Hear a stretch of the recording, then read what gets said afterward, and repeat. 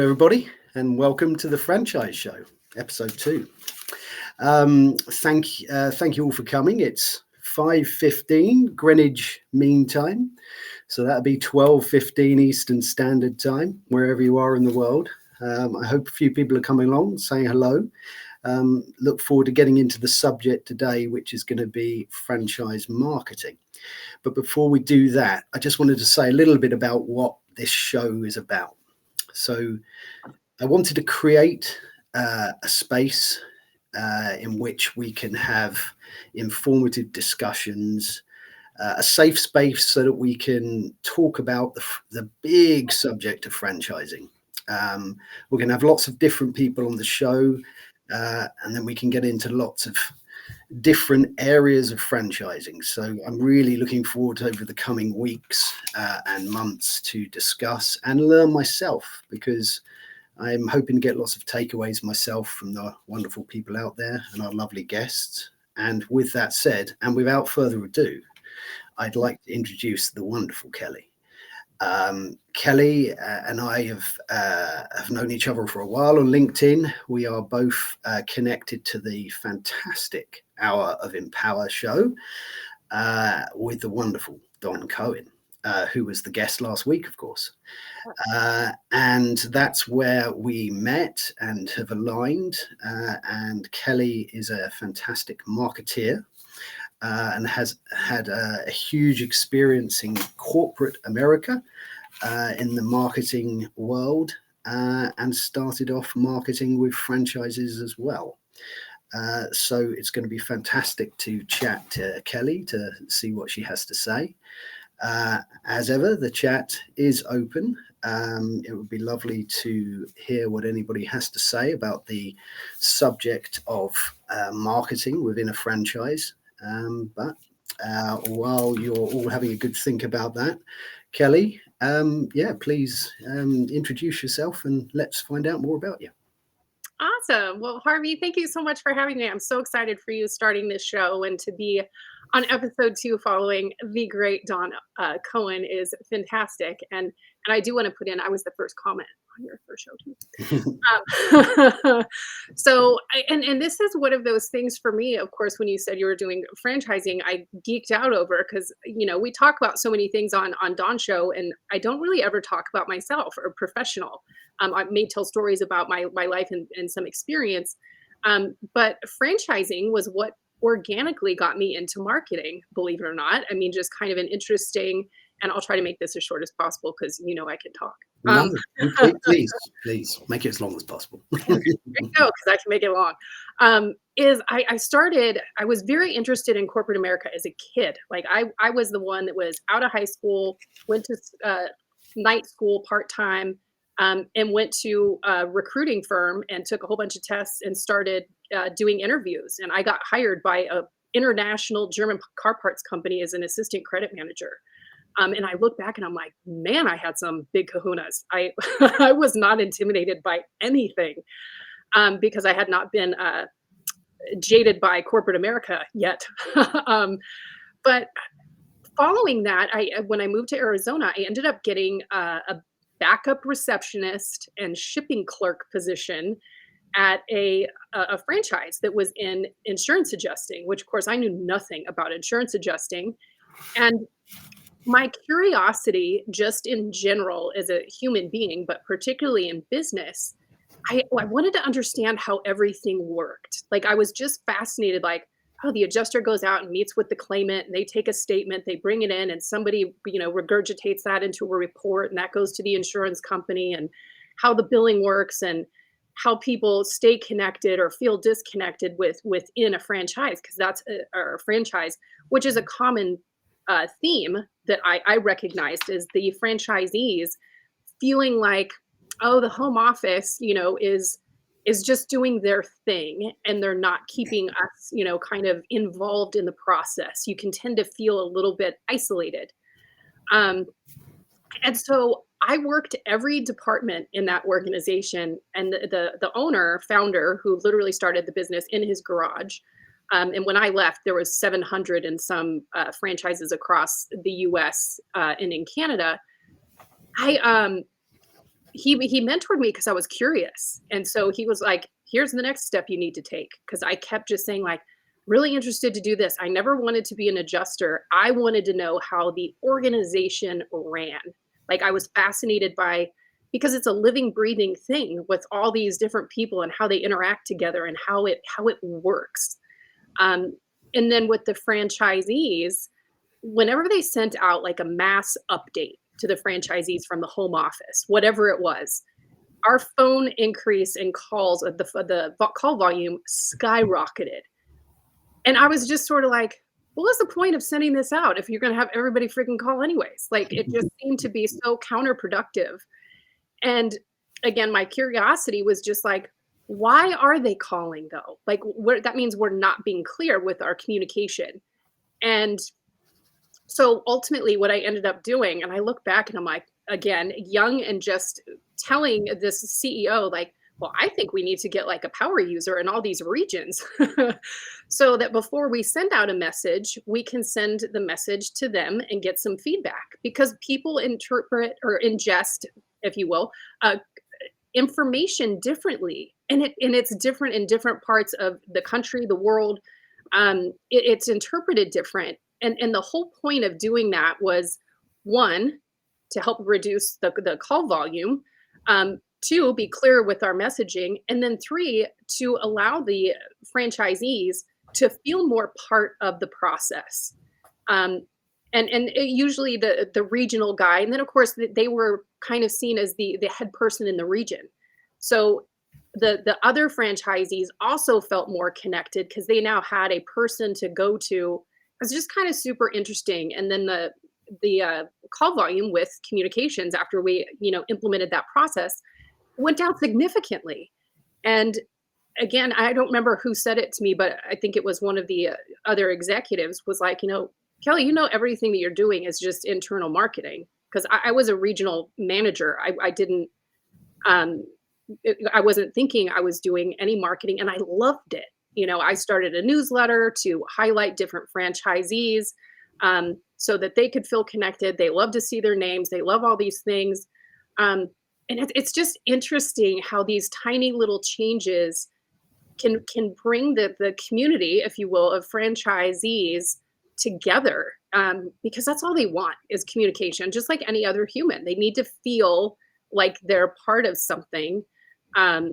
So that's sort of truthfully how I got into marketing, and realized how it just fascinated me from the perspective of how people respond to so many things. And yeah, so those were the initial things, and how I did get into marketing. And there's so many other cool things that go on with franchise marketing that's different from other business for so many reasons. So that's those are my initial thoughts on that, and share, Harvey. So No, that's fantastic. Thank you very much for sharing that with us.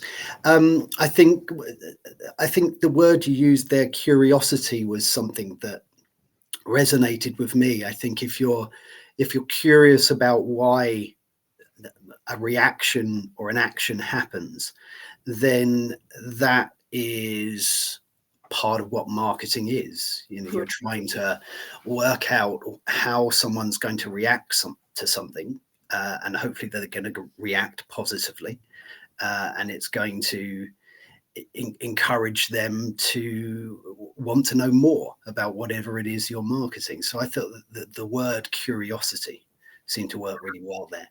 And I think as well, communication. I think communication is key, and I think it's something that it's often missing. yeah, People will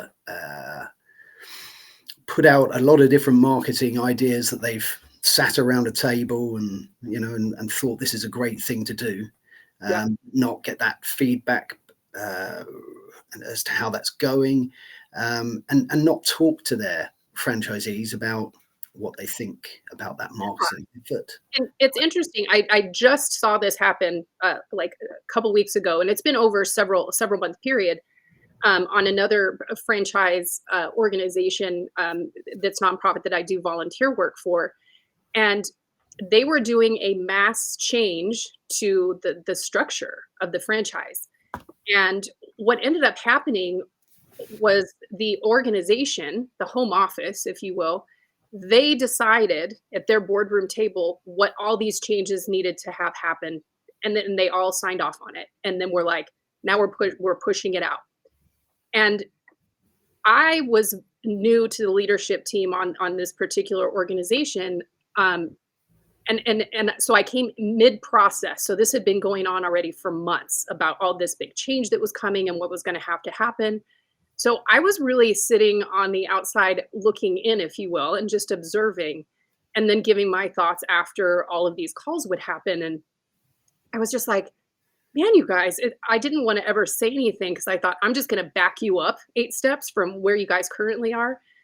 But the home office, they made these changes and they never got buy-in from all the separate, and you don't need it from everyone, but it's like, did you at least talk to these people to get, because buy-in, I think, is another key thing to happen with a franchise, because now there's this huge backlash and it's taking so much more time for them to implement.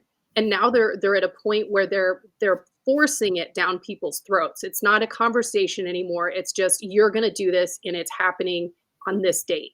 So, Mm. you know, Yeah, you absolutely. I think that's it. I mean, people just want to be heard, don't they? So yeah, they, if an idea has come from whatever franchise company you have, and that idea is then filtered down to the franchisees, if it's not successful or popular, then you want to know about it as a franchisor, and your franchisees want to be heard and realize that it's important to them as well, and that whatever they're saying, what suggestions they might have are being heard, because it's going to be very valuable, and that's where you're going to find some of the gems and some of the direction for that marketing.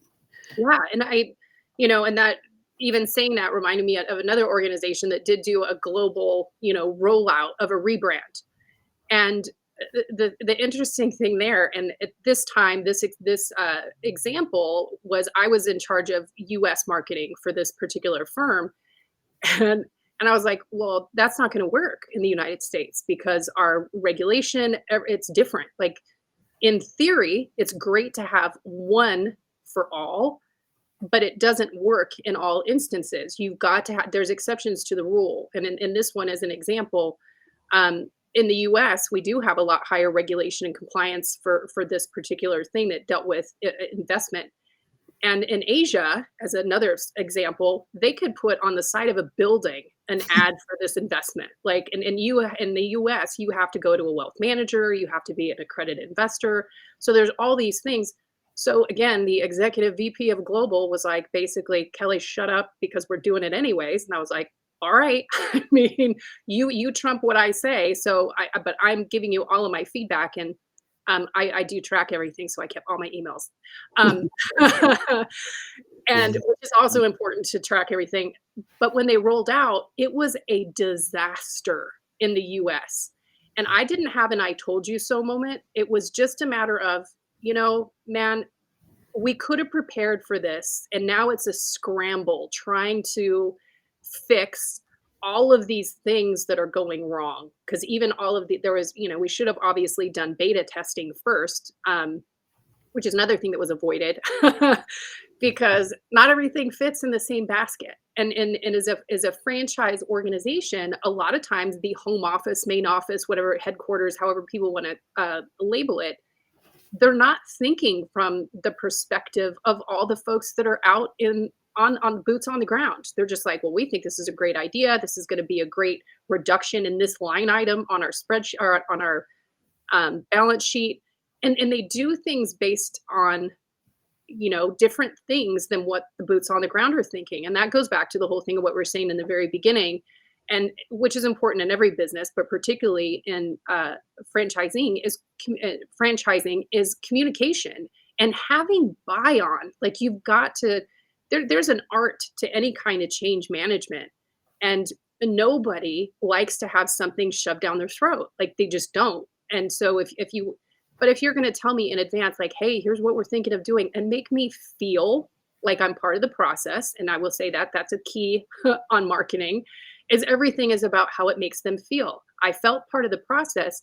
You can make changes that people initially would say, like, that's the dumbest idea. I hate that. Like, I don't want to do that. It's how you package it and present it, though, right? How you frame the expectation and put it in. People will move towards it if you do it small. It goes to the, what's the old saying, like, you can't eat an elephant all at one time. You can only do it, one bite at a time. You've got to do it in steps so it doesn't feel like it's so overwhelming to the end user, and in this case, the franchise owner or the franchisee. So those are my Mm. next round of thoughts on Yeah, that. I think you're absolutely right to take things a little bit at a time and to keep people informed. And uh, when you're putting that campaign to somebody, you're getting their feedback and package it right. I think you're absolutely right in terms of, we're talking about marketing, and marketing is all about packaging something right. Yeah. And that packaging starts when you're delivering that to your team, and it starts when you're delivering that right the way down the line, and up again. That's got to be communicated well. I thought it was really interesting as well what you were saying about the difference between marketing in different countries as well. When you're talking about international, when you're talking about national, Hmm. it's a very different thing. You're talking about very different target demographics. Yeah. So, it isn't a one thing fits all in that situation. Even when you're looking at national marketing versus local marketing, that local marketing can be quite distinctly different from the national campaigns that you might have. And I think it's important as a franchisor to remember that the difference between the two, uh, Hmm. where different marketing mediums come into place, and where they're best put into action. Yeah. I think testing it as well. You said about a beta test. I think that's really important to test things. You never know how something's going to go until you test it. Uh, Right. And especially, I think, and this is such an important factor on, and this is anything in marketing and truly in business, just in general, is we can whiteboard or, work out what we think the experience is going to look like, or the journey for the end user, whoever that may be. But when you put it into action, and I mean, I've seen this happen time and time again, because in our mind, because we know what we're trying to accomplish. So we've got it clear in our mind what it looks like, or we think we do. But when you're doing it to an end user who doesn't have the same knowledge that you do about why this was done this way, are you really getting to them the way that they need to be receiving or digesting this information? And you miss major things along the way. Like, I mean, there's been times, massive organizations, and it will be everybody has bought into it, everybody has signed off on it, it's gone to legal, it's gone to compliance, what have you. But then you start implementing it and testing it, and then you go, holy crap! Like, we just missed, like, this is such an obvious gap or seemingly obvious miss, and and you fix it before it goes out to market. Like, you have to do those things. And um, I just, especially with a franchise organization, and what you were saying about international, global, national, however, that they are all different. And international marketing, I found it fascinating for so many reasons, because even taking, because the content is, again, received very differently by all those end users depending on where they are. And certain ways that we would market in US, as an example, is very different than in Asia, because there's certain terms, phrases that you do not use because they're offensive. And you need to know that before it's too late. We used to have to translate a lot of our collateral into simplified Chinese and traditional. Um, and my thing was always like, I'm hiring these well-known translators to take our US version, our English version, and translate it. But when I would get it back, I'm like, well, how the hell do I know that this is not telling someone to go, Yeah. I mean, you don't know. Yeah. So then you have to go to the next level of like, okay, who do I know that I can reach out to personally that understands the business?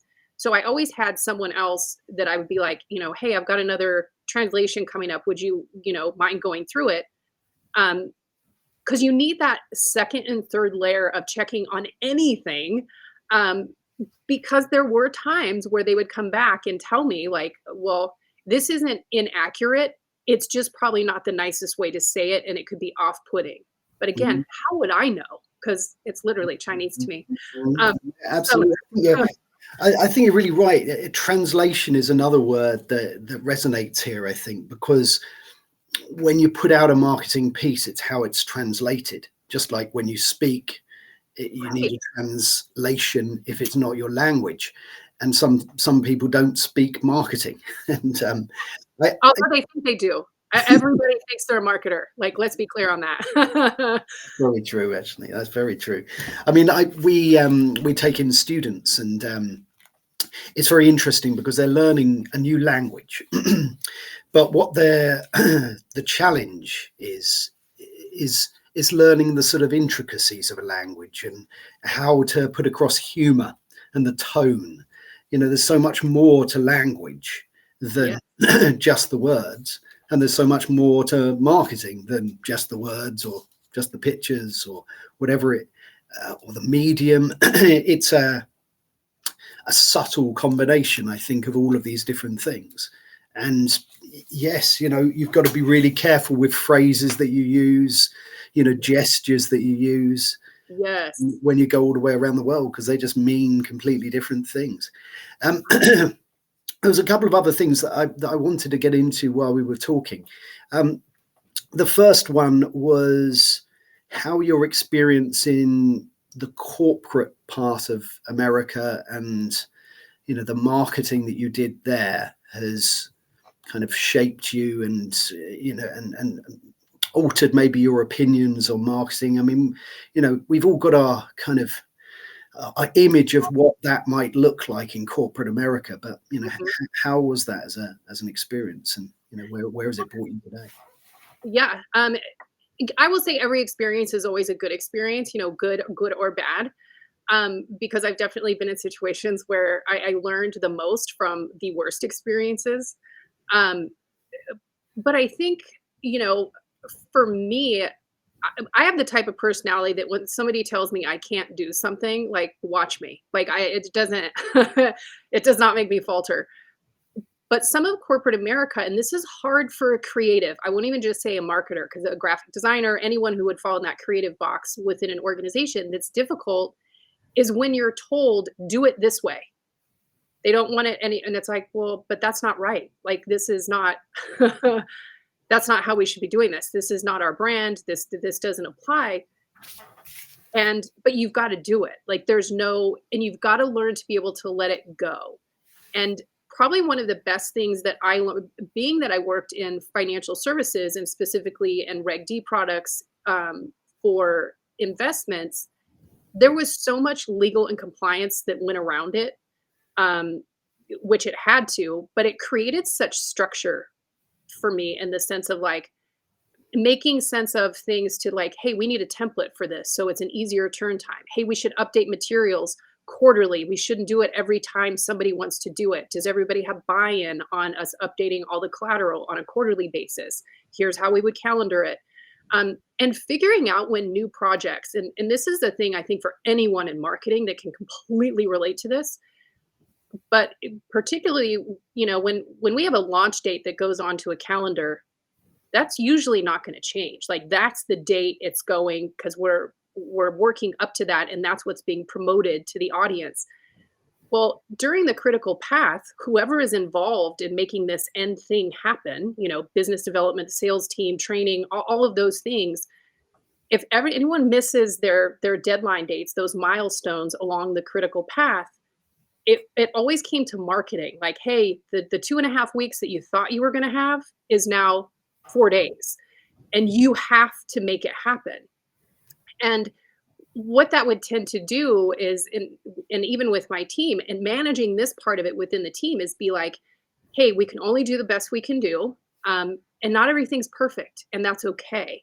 It mattered that legal wise that everything was perfect. But, designers that I worked with had such high standards of what they did, and they'd be like, "Oh, but I really need to work on, this map a lot longer. Like, it's not where it needs to be." And it's like, "Is it good enough to go to print? Yes. Or is it good enough? Yes. Then that's what we need to do." Round 2, we can go back and we can do things. But you also have to, and this will go to a kind of a franchise perspective, but will apply to anyone in marketing, is you've got to know how to manage up, in the sense of, if you're a marketing, VP, director, manager, wherever, and people keep doing things and you're like, man, why do they keep doing the same process? Because it doesn't work, it's broken. You've got to be able to go to them and be able to state your case with a solution, not with the problem. Like, don't point the problem out, because it's like, well, thanks, Captain Obvious, usually in 99% of the situations, right? Offer a solution to help it be better.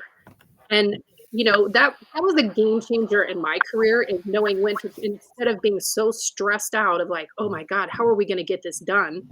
Um, and working my team to death those 4 days that we had to go, was making the adjustment of, hey, we need to have a conversation on what this needs to look like going forward, and making changes. So, and even that's marketing, right? Our messaging, how we speak to even someone else in our own organization, or how we sell it. And I hate to say sell, 'cause sell is just such a nasty word for whatever reason, for me particularly.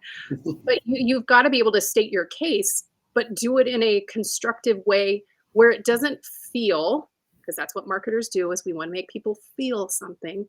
So it doesn't feel abrasive, it, or against them in some way where they could feel defensive, because you've got to remember, it's their baby, it's their thing that they love, whatever product service it is. um, so you've got to have a little bit of kid gloves in how you approach it and what you say. Because I will say, when I made that change, every time I went to the rest of the C-suite, or the president of an organization, CEO, whomever, they would listen to what I had to say, because they knew I was coming at it from a way to make it more efficient, productive, for everyone. And they knew I was bringing an offering of solution, not just pointing out like, hey, this sucks, and you guys need to do something different. Don't know who's going to do it, but somebody needs to do something. Sometimes we have to be the ones Mm, that actually do it, instead of pointing it out. mm, Which is mm. everyone on social media too. Is everybody's a critic. Yeah, I'm afraid so. Yeah, that is the way. That's really interesting. I imagine that there was a lot of frustrations in that world, in being part of that kind of corporate marketing team. A lot of sort of just going around the table, not really sort of achieving much, and long meetings doing the same thing over and over again. And that Um, probably is one of my biggest pet peeves of all time, is that perpetual, the revolving door meeting. That meeting that you would have, whether it was weekly, twice a month, quarterly, and you're like, we're gonna go sit in there and it's gonna be the same stupid thing all over again, and no action is gonna happen. And guess what? We get to do this meeting again in another few weeks. Um, but yeah. I eventually was like, hey, we need to have an agenda with action items, and there needs to be some follow-up action on, and who's responsible for those actions. And I think a lot of times people are afraid to speak up in that situation. And I certainly was. And I will say, and as a woman, and in some instances when I was the only woman at the boardroom table, um, I just went in being, and I'll say, overly prepared, because I'm like, I'm going to know this stuff 10 times better than anybody else that's around me. So when I did finally feel safe to throw something out on the table, that, one, I could totally back it up, because there was always someone that was going to try to poke a hole in it, which is sometimes the purpose of throwing things out on the table, right? For an idea, is to poke holes into it, and figure out where we can go with it. Um, but I think that also came from, I've had several mentors along my career, and one in particular who encouraged me. And I had taken over the US marketing because a person who was in that position had twins and decided not to come back to work. God bless her. And I literally was like, I have no idea how to run this department. I'd only been with the firm for a few months, and the president said, "Well, that makes two of us. I don't know how to run it either. I just figured you can figure it out." But when I made a mistake, and there was one like pretty big f up, and I went right to his office. Of course, I looked into what happened and solution, looked for solution, and then went into his office and I was like, "Hey man, do you have some time?" And he's like, "Sure." And I shut the door and he was like, "Uh-oh." And he always turned and faced when he gave you his attention, which I think is so important to do with your team. And I flat out said, "Hey, I effed up and here's what happened. Here's what we can do to fix it. Here's a solution." And he was like, "That's awesome. That's great. Keep failing. That's how I know you're doing your job." Because you're not failing. You're pushing the boundaries and finding things that we haven't seen before because you're a new set of eyes viewing it in a new way. And and that is probably truly why I have been successful in a lot of these situations is because a stumbling block or an F up, I mean, whatever you want to say, it encourages me to to fix it, find a new way because it's it's the catalyst for innovation, right? And so it's my curiosity and how to find efficiencies and make things better. Because one of my least favorite statements in all of business is, "Well, because we've always done it that way." And Yeah. it's like, oh God, I mean, please stop the madness. Change is a good thing, and again, I think it was so great to have a person like that in my career that thankfully was early enough on that it had a lasting impact. So I didn't have, when something, has gotten screwed up and it's happened, I don't freak out because it's like, well, because it's done. Like, right? It's what's done is done. You can't undo it. We just printed 10,000 of those those one pagers for our sales and business development team, and we have to redo them because they're incorrect because there was an error that was missed. And just be like, well, you know what, that was painful, but how is that going to impact my bottom line? Because you always have to have something built in for an error because we're human beings, and it's accepting the fact of, and in most of these cases, like, we're not curing cancer, like we're doing a job, and trying to make it, and I would say again from a marketing perspective and probably more as a human, we want to make it the best experience for everyone because they're all on the team and they are all an extension of your brand. Every person that works for a franchise or any organization, your team is an extension of your brand. And if you're not treating them correctly, and what I think is so loosely thrown around these days is our culture is super rad. And they may not say rad, but you know what I'm saying. Why not? Let's say rad. Right, right. But their culture Bill and sucks. Ted. Yes. And if you ask them, "Hey, well, what's your line item for culture? Like, what's your budget?" And they're like, "Well, what do you mean? What would I need a budget for?" Well, if it's one of the most important things for your business, how are you not having some kind of budget to um I can't even think of the word. Why did I go just blank? Because we're live and that's what happens. That you're doing to enhance that experience for your employees, your franchisees, whoever it is. Yeah, You've got to make a conscious effort and strategy to do that. definitely. It's not just because you've got, neat words in your lunchroom that you think encourage people and makes your culture rad. Yeah.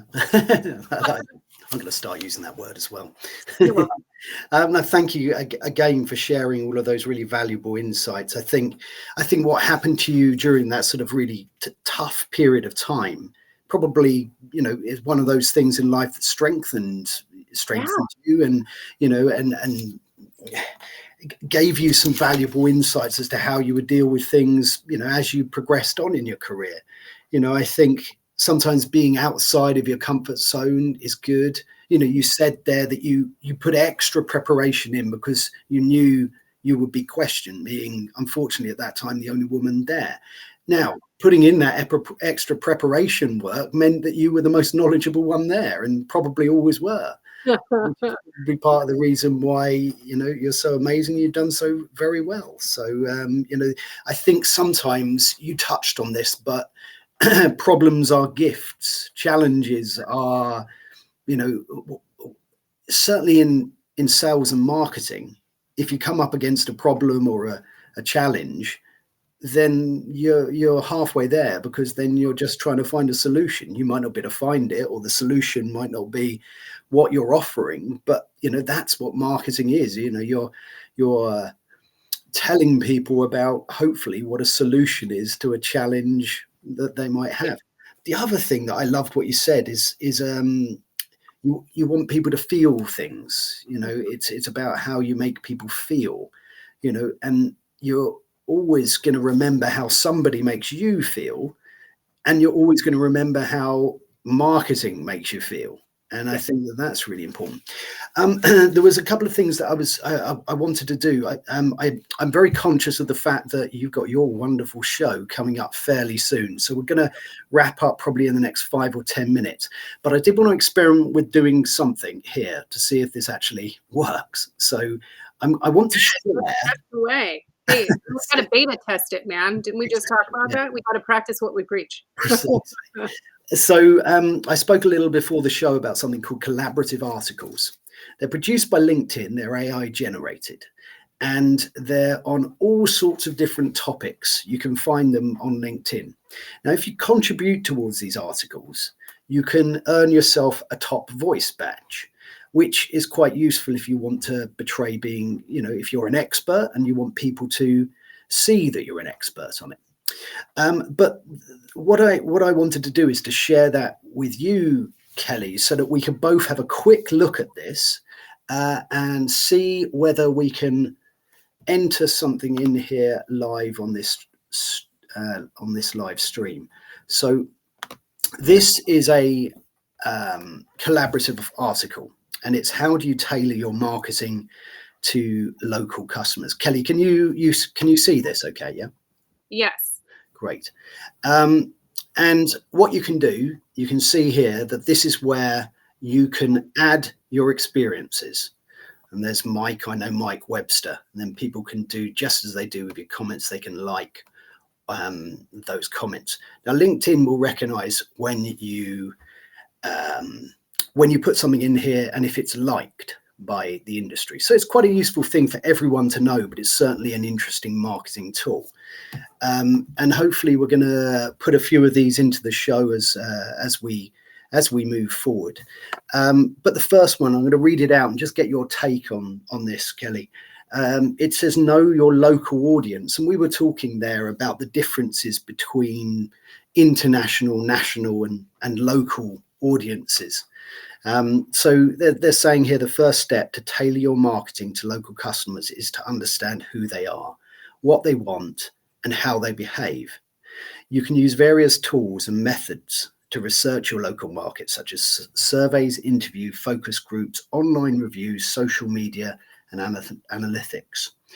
You should segment your audience based on criteria such as demographics, psychographics, location, purchase behavior, and loyalty. This will help identify your target customers and their pain points, needs, and expectations. What do you think about that as a statement there, Kelle? I mean, I agree with it completely. I think the best way to know your market is you've got to get their feedback. What a lot of owners or business owners make a mistake on, and I have seen this, unfortunately, is they believe they know. And it's like, but you have a different look at this product or service because it's yours, and they're not flexible or adaptable to the audience. Sometimes people don't want to hear the negative feedback and how they would interpret negative. Like you're going to poke holes in my thing. Like we were just saying, that's the best feedback you can get is for people to say, hey, I like the idea of what your product is. However, it's too expensive, or I wouldn't consider it because of this. Those are the things that you want so that you can adjust, to the audience. They're the ones who know. Surveys are so important. I think, local networking, of course, is massive. There's a lot of really good live events nowadays. And of course, uh, all of these events that people are doing on LinkedIn Lives or other virtual connections. And of course, if you do have a budget to have an advisory board come in, I know a lot of business owners that have done that, just reaching out to your local community and saying, hey, here's what I'm trying to do with my business. Can you come and be part of my advisory board and give your thoughts to my business? Because that's growth and how and that's just, I mean, that's the magic, that you need to fine tune your product or service. Um, so highly recommend those. And of course, you can do a lot of this for free. I mean, I for a lot of clients do automated surveys, after somebody has, purchased their thing, their widget, if you will. 30 days later, they're getting a series of emails, based on their response um, to the survey. And then, of course, helping to pivot, adjust if necessary. And then, of course, it's giving you, because if people love your thing, you're saying, hey, since you love it so much, please go give us a Google review.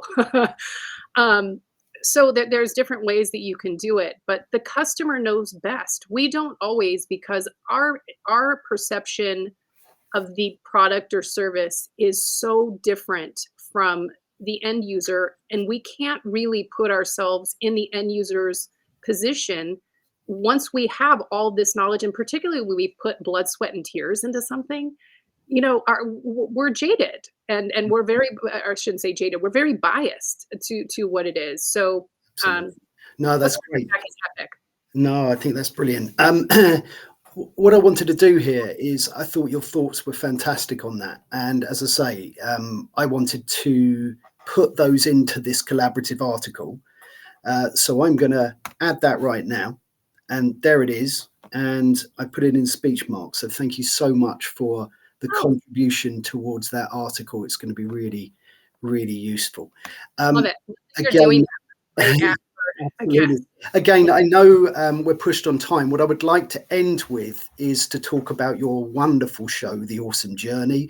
I'd like you to talk all about that. I've been absolutely honored to be a guest on your show, and it was a fantastic experience. It's an amazing show. So thank you. tell me about that. Yes, and we had you on the 4th of July, and I couldn't get on. I recall that show very well. But it was a very highly viewed show too, on a holiday.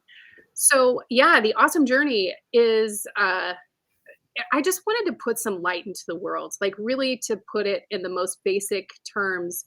Everything, everywhere you turn, there's fear, there's negativity, and I just thought, I just want people to have somewhere they can go and get hope. Because we're all going through something, whether 2020, adjusted your job status, and so many people are struggling to find work. And I know so many people have been out of work for a long time. Um, and the mental health issues that it's exacerbating or is bringing up to the surface for the first time. And I just thought, if people share stories, and the audience will hear and be able to relate to something. And it was just like, if we can just help one person, how great. And of course, we cast our net a little broad because we're like, we want to help everyone. Um, but we want to highlight, mental health, and particularly men's mental health, because it's not enough of a common conversation to have. And also job seekers and businesses. Today we're having someone on that's an integrated HR solution for business owners. That's a big issue for a lot of business owners, not knowing what to do. They don't need a HR department. They can't afford it, whatever it is. So this will offer some solutions, but we have, other incredible individuals that share their unique stories and challenges, because it reminds us that we're all united in our personal journeys. And I'm thrilled with the guests that we've been able to have. And of course, you being one of them, Harvey, and we've got some incredible people coming up, and I just love it. And it fills my heart in so many different ways, and has been good for my mental health. And so, when we give, we get tenfold, I believe. So thank you for the mention. I appreciate it. And I went off on it a little bit. Sorry. No, No, I think everyone needs to go and watch The Awesome Journey. It's a fantastic show, and it's on straight after, and it's certainly something that I'm going to be doing as well. I think we're gonna pretty much conclude here. I have had a few messages to say there's been a problem with the stream. So what I'm going to do probably with this one is create it into a YouTube video. I'll restream it, do a little bit of post production stuff on it so that everyone can still catch up on it. But Kelle, thank you so much. It's been an absolute pleasure to talk to you today. And you take good care, and we'll speak soon. Sounds great. Thank you. Thanks. Cheers.